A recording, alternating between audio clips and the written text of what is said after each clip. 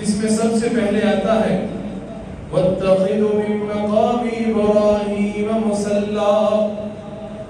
جناب حضرت عمر فاروق رضی اللہ تعالی عنہ اللہ کے رسول صلی اللہ تعالی علیہ وسلم کے ساتھ خانہ کعبے کا طواف کر رہے ہیں. طواف کرتے کرتے آپ کے دل میں خیال یہ آیا کہ یا رسول اللہ جو حضرت ابراہیم علیہ السلام کے مصلی کی جگہ ہے کیوں نہ ہم اس کو اپنے مصلی کی جگہ بنا لیں. اس سے پہلے کیا تھا؟ اس سے پہلے اللہ کے رسول صلی اللہ تعالی علیہ وسلم حجر اسود اور رکن یمانی کے درمیان کھڑے ہو کر امامت فرمایا کرتے تھے. اس طرح آپ کے امامت کرنے کی وجہ سے خانہ کعبہ بھی آپ کے سامنے ہوتا تھا اور بیت المقدس بھی آپ کے سامنے ہوتا تھا.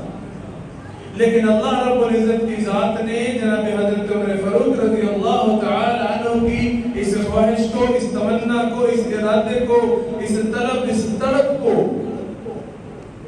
ایسا خوبصورت ترین پسند فرمایا کہ اللہ رب العزت کی ذات نے فرما دیا کہ وَاتَّخِذُوا مِن مَّقَامِ إِبْرَاهِيمَ مُصَلًّى. اے میرے پاک پیغمبر، جو آپ کی عمر رضی اللہ تعالی عنہ کی خواہش ہے آپ اسی کو اپنا مقام مصلی بنا لیں. پھر اس کے بعد دوسری قرآن کی آیات یا ایھا النبی قل لأزواجک وبناتک ونساء المؤمنین. جناب حضرت عمر فاروق رضی اللہ تعالی عنہ کیا دیکھتے تھے کہ اللہ کے رسول صلی اللہ تعالی علیہ وسلم کی بیوییں، بیٹیاں، ازواج مطہرات، امہات المؤمنین، ہم سب کی مائیں، آپ کے اس وقت تک پردے کا حکم نہیں آیا تھا. آپ کی محفل میں مجلس میں بیٹھی ہوا کرتی تھی.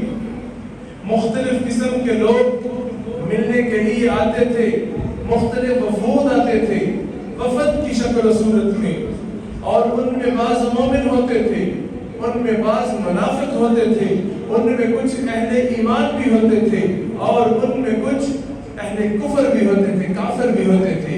حضرت عمر فاروق رضی اللہ تعالی عنہ نے فرمایا یا رسول اللہ میرا یہ دل چاہتا ہے، میری یہ دلی خواہش ہے، میری یہ تمنا ہے کہ آپ اپنی بیویوں کو، ازواج مطہرات کو پردہ کرنے کا کہیں کہ یہ اپنی چھاتیوں کو اور اپنے چہروں کو چھپائے رکھیں، کیونکہ آنے والے جو لوگ ہیں جن میں منافق بھی ہیں، جن میں مشرک بھی ہیں، جن میں کافر بھی ہیں، جن میں بتوں کے پجاری بھی ہیں، میں نہیں چاہتا کہ ان کی ناپاک نظر آپ کے گھرانے کے اوپر پڑے. حضرت عمر فاروق رضی اللہ تعالی عنہ کی اس طلب کو دیکھ کر اللہ رب العزت کی ذات نے قرآن پاک کی یہ آیت اتار دی کہ اے میرے محبوب، آپ اپنی بیویوں کو، اپنی بیٹیوں کو اور ایمان والی عورتوں کو کہہ دیں کہ وہ زمانے جاہلیت کی طرح بناؤ سنگار کر کے باہر مت نکلے. اگر ضرورت کے تحت باہر نکلنا ہو تو ایک بڑی چادر اپنے جسم کے اوپر اوڑھ کر اور اپنی چھاتیوں کو اور اپنے چہروں کو چھپا کر نکلے. میرے بھائیو، جناب حضرت عمر فاروق رضی اللہ تعالی عنہ یہ وہ شخص ہیں، یہ وہ مراد پیغمبر ہیں، یہ وہ مراد نبی صلی اللہ تعالی علیہ وسلم ہیں، یہ داماد حضرت علی ہیں کہ جو اسلام لانے میں مردوں میں ان کا نمبر 40واں ہے. کافر پریشان تھے، مشرک اس ڈر کے اندر مبتلا تھے کہ اگر مسلمانوں کی تعداد 40 تک پہنچ گئی تو پھر ہماری خیر نہیں ہے. اسی کشمکش میں کافر مشرک ایک اجلاس بلاتے ہیں، ایک میٹنگ رکھتے ہیں کہ ہم ہر روز یہ دیکھ رہے ہیں کہ نبی محترم صلی اللہ تعالی علیہ وسلم کا دین اسلام روز بروز بڑھتا جا رہا ہے، پھلتا جا رہا ہے، پھولتا جا رہا ہے، اس میں ہر روز اضافہ ہوتا جا رہا ہے.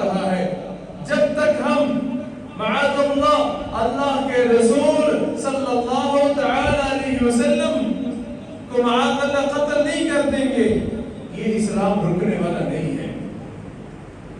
अब उनकी सोच विचार इस मुकाम पर आती है कि माअज़ल्लाह अल्लाह के रसूल सल्लल्लाहु तआला अलैहि वसल्लम को कौन शहीद करेगा? हजरत उमर फारूक रज़ी अल्लाह तआला अन्हु जो उस वक्त तक इस्लाम नहीं लेके आए, ये बुध का दिन है, बुध के रोज हजरत अबू बकर सिद्दीक रज़ी अल्लाह तआला अन्हु को कफार ने बैतुल्लाह के खाने काबा के हरम के अंदर इस कदर तशद्दुद किया, इस कदर तशद्दुद किया कि आपके चेहरे से, आपके नाक से, आपके सर से खून बहना शुरू हो गया। हजरत अबू बकर सिद्दीक रज़ी अल्लाह तआला अन्हु बेहोश हो गए। आपके कबीले ने कहा कि अगर हजरत अबू बकर सिद्दीक रज़ी अल्लाह तआला अन्हु की जान चली गई तो इसके बदले में हम उतबा की जान लेंगे। घर चले गए, 2 दिन बेहोश रहे, होश में आए, कबीले वाले, बिरादरी वाले साथ पास बैठे हैं, आपकी वालिदा भी पास बैठी है जो उस वक्त तक कलमा नहीं पढ़ा, मोमिन नहीं हुई। आपको जब होश आया, होश आते ही पूछा अल्लाह के रसूल सल्लल्लाहु तआला अलैहि वसल्लम का क्या हाल है? बिरादरी कहने लगी आप उनके साथ लगे हो, उनके पीछे लगे हो, उनका कलमा पढ़ा है, तभी तो आपका ये हाल हुआ है। आप अब भी पूछ रहे हैं उनका क्या हाल है? वालिदा ने कुछ दूध गर्म किया, आपको पिलाने लगे।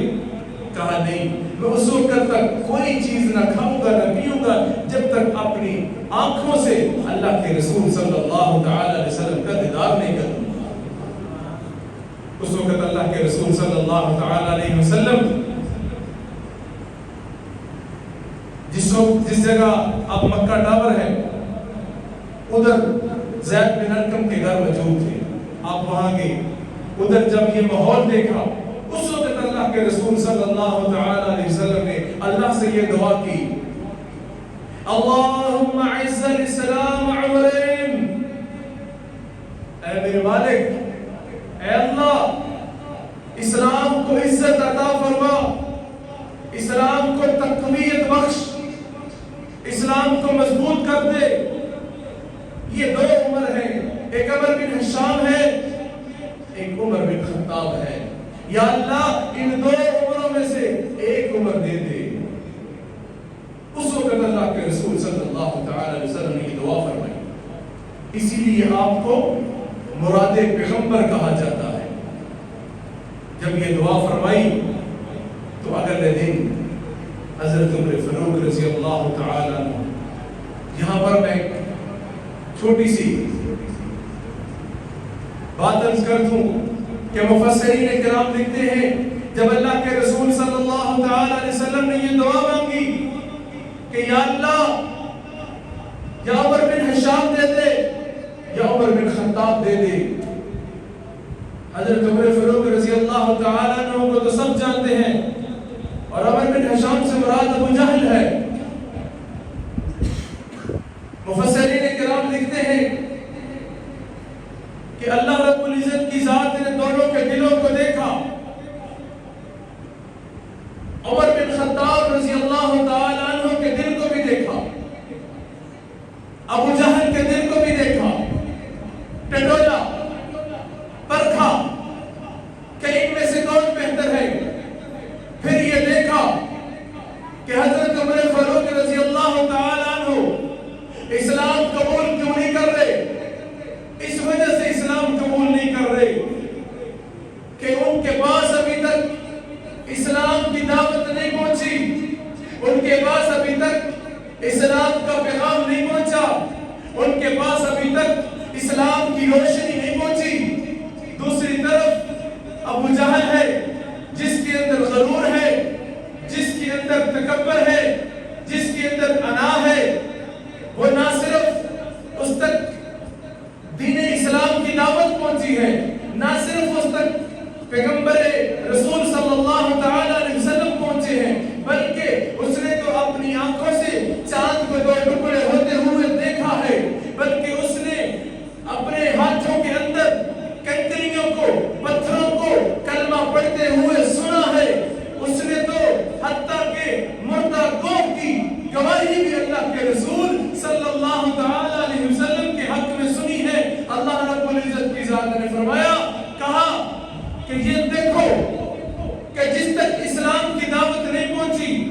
عمر بن خطاب ہیں، اور جس کے دل کے اندر غرور ہے، تکبر ہے، انا ہے، اس کو اٹھا کے جہنم میں پھینک دوں گا، اور جس تک اسلام کی دعوت نہیں پہنچی اس کو اٹھا کے محمد رسول اللہ کے قدموں میں پھینک دوں گا۔ اب اللہ کے رسول نے یہ دعا مانگی، اللہم اعز الاسلام عمرین، یا اللہ ان 2 عمروں میں سے کسی ایک عمر کے ذریعے اسلام کو طاقت بخش دے۔ حضرت عمر فاروق رضی اللہ تعالیٰ عنہ ننگی تلوار لے کر بڑے ہی غصے کے ساتھ اللہ کے رسول صلی اللہ تعالیٰ علیہ وسلم کو معاذ اللہ شہید کرنے کے ارادے سے نکلتے ہیں۔ راستے میں حضرت خباب رضی اللہ تعالیٰ عنہ ملتے ہیں، اے عمر کہاں کا ارادہ ہے؟ اتنے غصے میں کہاں کی تیاری ہے؟ کہا آج محمد رسول اللہ صلی اللہ تعالیٰ علیہ وسلم کو معاذ اللہ قتل کر کے واپس لوٹ گئے۔ کیوں؟ اس نئے دین کی وجہ سے، نئے مذہب کی وجہ سے نہیں چھوڑوں گا۔ فرمایا پہلے اپنے گھر کی خبر ہو، کیا ہوا میرے گھر کو؟ اپنے گھر کا پتہ لو، تمہاری بہن ام جمیل اسلام لا چکی، تمہارے بہنوئی سعید بن زید عشرہ مبشرہ میں صحابی ہیں، اسلام لا چکے ہیں۔ جاؤ دیکھو، گھر جاتے جا کے دیکھا صحابی رسول حضرت خبیب رضی اللہ تعالیٰ عنہ ان دونوں کو قرآن پڑھا رہے، 16واں پارہ سورۃ طٰہٰ۔ جا کے دروازے پہ دستک دی، بہن نے چھپ کر دیکھا، کون ہے؟ اپنے خامن کو حضرت سعید بن زید کو بتایا کہ عمر بن خطاب آ گئے، میرا بھائی آ گیا، ہاتھ میں تلوار ہے، نہیں چھوڑے۔ حضرت سعید بن زید چھپ گئے، حضرت خبیب رضی اللہ تعالیٰ عنہ بھی چھپ گئے۔ بہن نے دروازہ کھولا، کیا کر رہی تھی؟ کہا تمہیں کیا لگے، کیا پڑھ رہی تھی؟ فرمایا اللہ کا قرآن پڑھ رہی تھی۔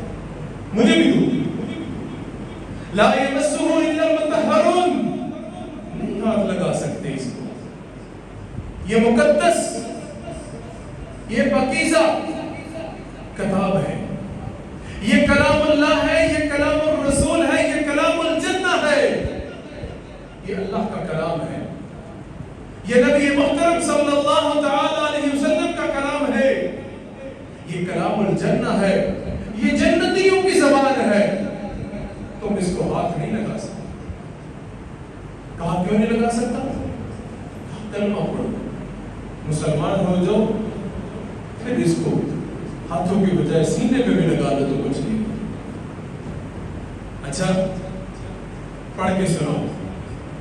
آپ کی بہن نے قرآن پڑھنا شروع کیا، طٰہٰ مَا أَنزَلْنَا عَلَيْكَ الْقُرْآنَ لِتَشْقَىٰ أَلَّا تَذْكِرَةً لِمَن يَخْشَىٰ۔ پڑھتے آپ کے اوپر ایک وحشت طاری ہو گئی، فرمایا رک جاؤ، مجھے فوراً اللہ کے رسول صلی اللہ تعالی علیہ وسلم کی خدمت میں لے کے جاؤ۔ اس وقت تک 39 کے قریب مسلمان اسلام لا چکے تھے، جن میں حضرت حمزہ رضی اللہ تعالیٰ عنہ بھی شامل تھے۔ حضرت زید بن ارقم کے گھر جو اس وقت بیت اللہ کے باہر جو مکہ ٹاور ہے، ادھر اللہ کے رسول صلی اللہ تعالی علیہ وسلم تشریف فرما۔ حضرت عمر فاروق رضی اللہ تعالیٰ عنہ ننگی تلوار کے ساتھ کیا، صحابہ نے دیکھا، دیکھتے ہی صحابہ نے بھی اپنے نیاموں سے تلواروں کو نکال لیا۔ یا رسول اللہ، عمر بن خطاب آ رہے ہیں، جلال میں ہیں، غصے میں ہیں، تلوار ہاتھ میں لیے ہیں۔ اللہ کے رسول صلی اللہ تعالی علیہ وسلم نے فرمایا آنے دو، آنے دو، اگر اللہ کے ہاں اس کی قبولیت ہو چکی ہے تو پھر وہ دار اسلام میں داخل ہوگا، اگر اللہ رب العزت کی ذات کے ہاں اس کی قبولیت نہیں ہوئی تو اسی کی تلوار سے اسی کے سر کو اس کے جسم سے الگ کر دیا جائے گا۔ جب اندر داخل ہوئے، حضرت حمزہ رضی اللہ تعالیٰ عنہ نے گلے لگایا، کہا ہے عمر ابھی بھی یہ وقت نہیں آیا کہ تم اسلام قبول کرو؟ ہاں وقت آ گیا ہے یا رسول اللہ، میں تو آپ کی جان لینے کے لیے گھر سے نکلا تھا، لیکن میں آج آپ کو اپنی جان دے کر جا رہا ہوں، مجھے کلمہ پڑھائیے، مجھے مسلمان کیجیے۔ حضرت عمر فاروق رضی اللہ تعالیٰ عنہ مسلمان ہوتے ہیں، فوراً بیت اللہ میں آتے ہیں، خانہ کعبہ میں آتے ہیں، آ کے کہتے ہیں یا رسول اللہ آج کے بعد یہاں پر اذان بھی ہوگی اور آج کے بعد یہاں پر نماز بھی ہوگی، ہم چھپ چھپ کر اللہ کی عبادت نہیں کر سکتے، اعلانیہ عبادت کریں گے، ہم دیکھتے ہیں ہم کو کون روکتا ہے۔ کفار جو پہلے ہی حضرت عمر فاروق رضی اللہ تعالیٰ عنہ کی شجاعت، ان کی بہادری سے خوب واقف تھا، کوئی ریئیکشن نہ ہے۔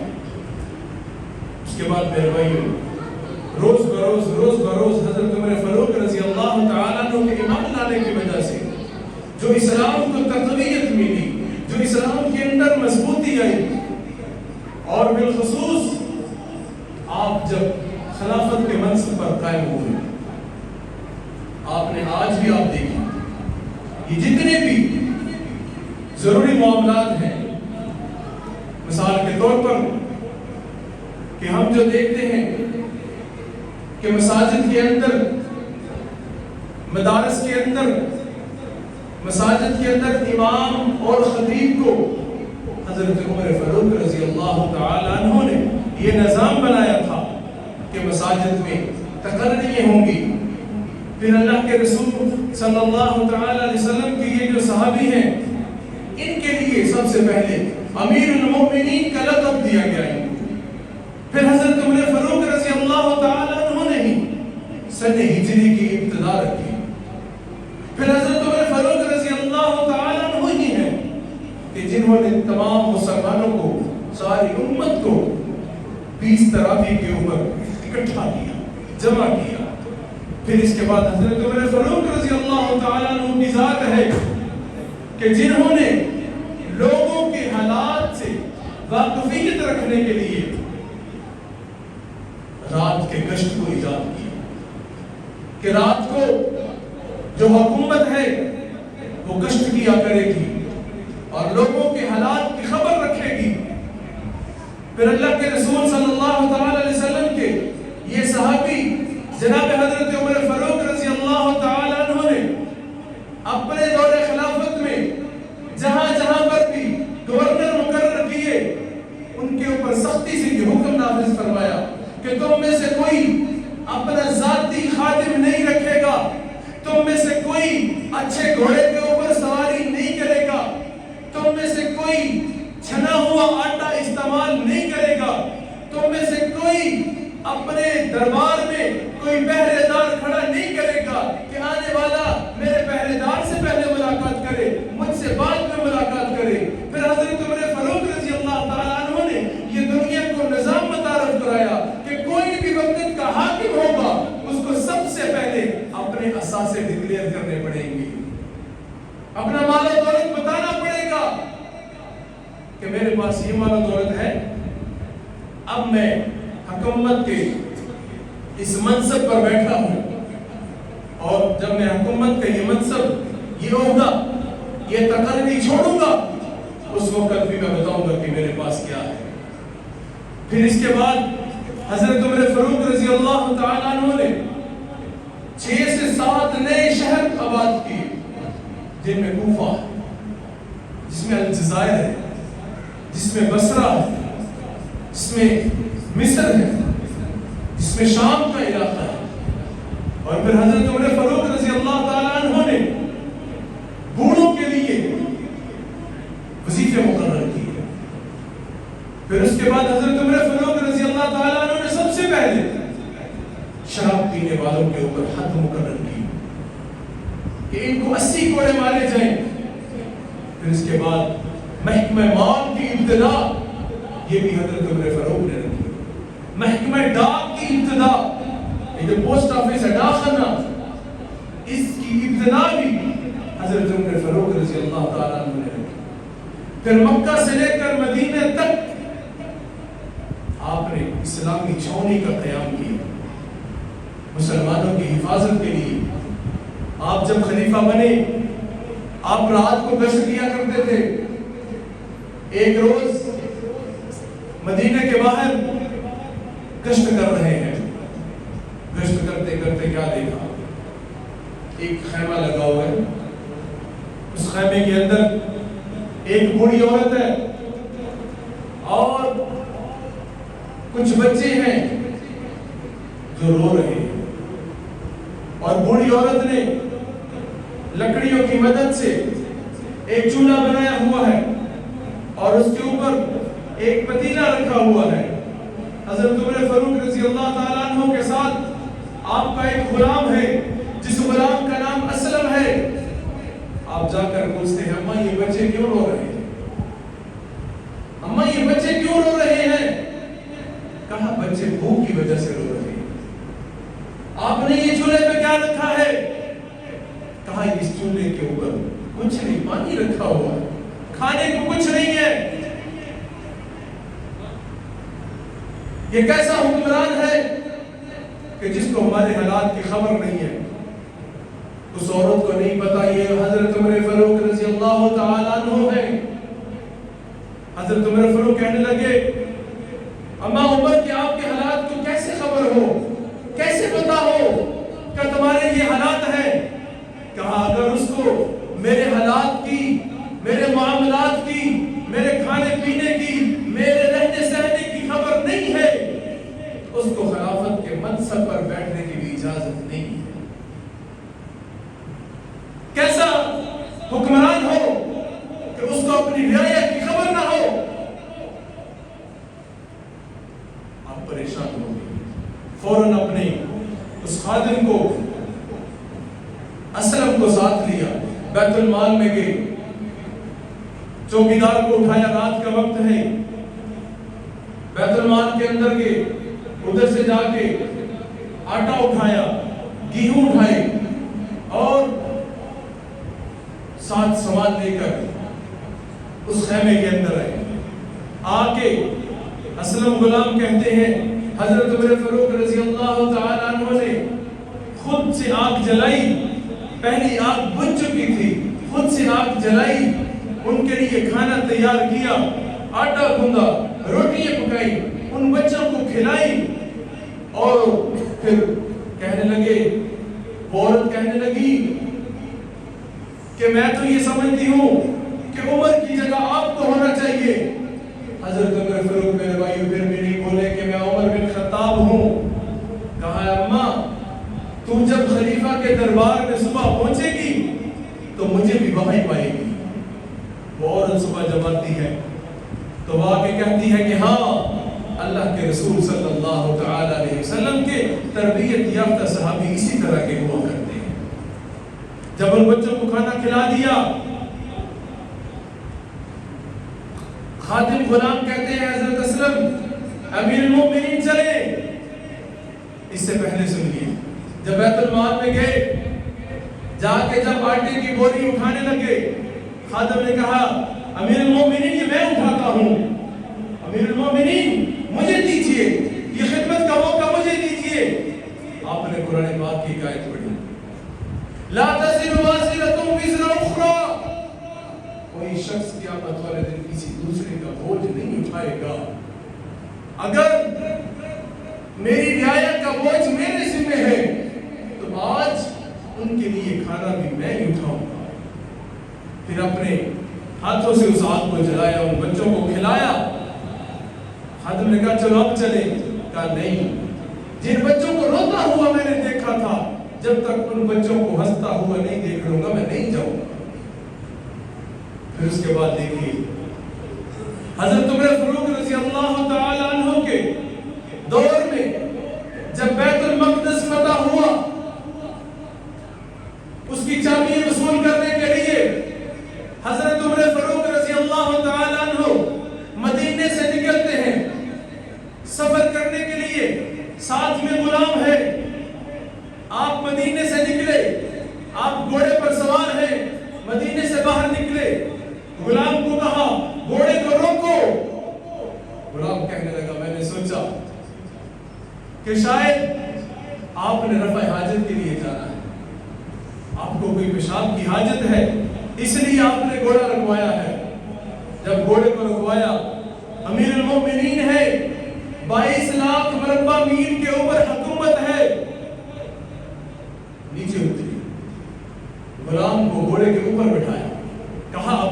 चलने की बारी मेरी है, अब घोड़े के ऊपर सवार होने की बारी तुम्हारी है। इसी तरह सफर तय होता हुआ ताइफ, मदीन, शाम, मिस्र, बैतुल मक़दिस पे पहुंचे। रास्ते में थोड़ा सफर अमीरुल मोमिनीन पैदल करते हैं, फिर घोड़े पर बैठ जाते हैं। थोड़ा सफर अपने गुलाम को, अपने खादम को घोड़े पर बिठाते हैं और खुद पैदल चलते हैं। अब सामने बैतुल मक़दिस आ गया। सारी दुनिया के विश्व पादरी वहां पर जमा इकट्ठे हैं बैतुल मक़दिस की चाबी हवाले करने के लिए। जब उनको सामने देखा तो बारी किसकी है? हजरत उमर फारूक रज़ी अल्लाह ताला अन्हु की पैदल चलने की बारी है। गुलाम कहने लगा, रोने लगा, या अमीरुल मोमिनीन, खुदा का वास्ता है आप घोड़े के ऊपर सवार हो जाएं। ये क्या कहेंगे, ये क्या सोचेंगे, ये पादरी क्या सोचेंगे कि इनके गुलाम को इतनी भी समझ और फहम नहीं है कि अपने आका को पैदल चला रहा है और खुद घोड़े के ऊपर सवार है। हजरत अमीरुल मोमिनीन जनाब हजरत उमर फारूक रज़ी अल्लाह ताला अन्हु ने कहा, मुझे ये तो चंद एक पादरी हैं, सारा ज़माना भी एक तरफ हो, अल्लाह के रसूल सल्लल्लाहु ताला अलैहि वसल्लम की सारा ज़माना एक तरफ, अल्लाह के रसूल सल्लल्लाहु ताला अलैहि वसल्लम की सुन्नत एक तरफ। मैं कुर्बान करता हूँ, नहीं मैं ही पैदल चलूंगा। रास्ते में चलते चलते आपका जूता मुबारक टूट गया, आपने एक हाथ से अपना जूता पकड़ा हुआ है, एक हाथ से घोड़े की लगाम पकड़ी हुई है और बैतुल मक़दिस की चाबी लेने के लिए जा रहे हैं। अब ईसाई सारे इकट्ठे जमा। जब उन्होंने देखा कि मुसलमानों का 22 लाख मरबा मील के ऊपर हुकूमत करने वाला शख्स, जिस्म के ऊपर 17 पेवंद लगे, पांव में जूता नहीं है, गुलाम घोड़े पर सवार है, ये मुसलमानों का हुक्मरान है। बीच में से एक पादरी बोला, उसने कुरान पाक की वो आयत पढ़ी 26वें पारे की, सीमाहुम फी वजूहिहिम मिन अथर सुजूद ज़ालिका मसलहुम फित तौरात व मसलहुम फिल इंजील। हमारी इंजील हमें ये बताती है कि 22 लाख मरबा मील के ऊपर हुकूमत करने वाला जो शख्स होगा, उसके जिस्म के ऊपर 17 पेवंद लगे होंगे, वो पांव में जूता नहीं होगा, गुलाम घोड़े के ऊपर सवार होगा जब वो बैतुल मक़दिस की चाबियां लेने के लिए आएगा। मेरे भाइयों, आखिरी बात हजरत उमर फारूक रज़ी अल्लाह ताला अन्हु की, आपकी सीरत, आपकी खिलाफत, आपकी शहादत, आपकी बहादुरी, आपकी जुर्रत, आपकी दियानत, आपकी फतावे, इसका बकिया हिस्सा आइंदा जुमे में बयान होगा। लेकिन आखिरी जुमला अल्लाह के रसूल सल्लल्लाहु ताला अलैहि वसल्लम ने फरमाया कि लोगों सुनो, माँ बाप फौत हो जाए, माँ बाप का इंतकाल हो जाए, औलादें रोती हैं, औलादें मर जाए, दुनिया से चली जाए, माँ बाप रोते हैं। लेकिन लोगों, जब हजरत उमर फारूक रज़ी अल्लाह ताला अन्हु, मेरा ये उमर बिन खत्ताब दुनिया से जाएगा, मेरा इस्लाम क़यामत तक रोता रहेगा, मेरा इस्लाम क़यामत तक रोता रहेगा। मेरे भाइयों, ये हम सब के ऊपर कर्ज है कि हम अल्लाह के रसूल सल्लल्लाहु ताला अलैहि वसल्लम की सीरत, आपके सहाबा की सीरत अपनी औलादों को, अपनी आने वाली नस्लों को बतलाए कि हमारे असलाफ अल्लाह के रसूल के सहाबी किस तरह का उनका रहन सहन था, किस तरह का उनका दौरे खिलाफत था, किस तरह का उनका दौरे हुकूमत था, उनका तर्ज जिंदगी कैसा था। वो बादशाह तो न था, लेकिन बादशाहों से कम भी न था। इंशाअल्लाह बिइज़्निल्लाह हज़रत उमर फारूक रज़ी अल्लाह ताला अन्हु की सीरत के ऊपर इसका जो बकिया हिस्सा है वो आइंदा जुमे में बयान किया जाएगा। अल्लाह रब्बुल इज़्ज़त की ज़ात हम सबको उनकी तौफीक अता फरमाए। आखिर दावाना